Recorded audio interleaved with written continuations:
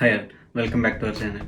Photoshop വഴി ഒരു ഫോട്ടോയ്ക്ക് എങ്ങനെ ഫ്രെയിം സെറ്റ് ചെയ്യാമെന്ന് നമുക്ക് ജസ്റ്റ് നോക്കാം. ക്രിയേറ്റീവ് ക്ലൗഡ് എന്ന് പറയുന്നതിനകത്തൊന്ന് കയറാം. അതിനകത്ത് കയറിയിട്ട് ഫ്രെയിംസ് എന്ന് സെർച്ച് ചെയ്യാം. ആദ്യം തന്നെ സെർച്ച് റിസൾട്ട് കാണാൻ പറ്റും ഫ്രെയിംസ് എന്ന് പറയുന്നത്. അപ്പോൾ അത് ഇൻസ്റ്റാൾ ചെയ്യാം. ഓക്കെ, ഈ ഒരു വാളിനകത്ത് നമുക്കൊരു ഫോട്ടോ ഫ്രെയിം എങ്ങനെ സെറ്റ് ചെയ്യാമെന്ന് ജസ്റ്റ് ഒന്ന് നോക്കാം.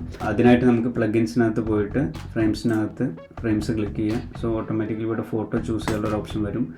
ഫോട്ടോ നമ്മൾ ചൂസ് ചെയ്ത് കൊടുക്കാം. സോ ഈ ഫോട്ടോ ആണ് നമ്മൾ കൊടുക്കുന്നത്.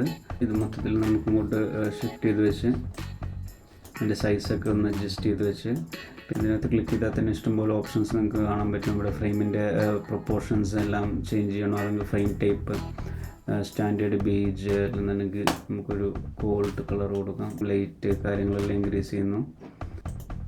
മാറ്റ് ബോർഡ് ആഡ് ചെയ്യണമെങ്കിൽ അത് ആഡ് ചെയ്യാം. അപ്പോൾ ഇങ്ങനെയാണ് ഈസി ആയിട്ടുള്ള ഒരു വേയിൽ നമുക്ക് ഫ്രെയിംസിനെ സെറ്റ് ചെയ്യാൻ പറ്റുന്നത്. So thanks for watching. ഇതുപോലത്തെ ഉള്ള കണ്ടൻസിന് നമ്മുടെ ചാനൽ ഒന്ന് സബ്സ്ക്രൈബ് ചെയ്യാം.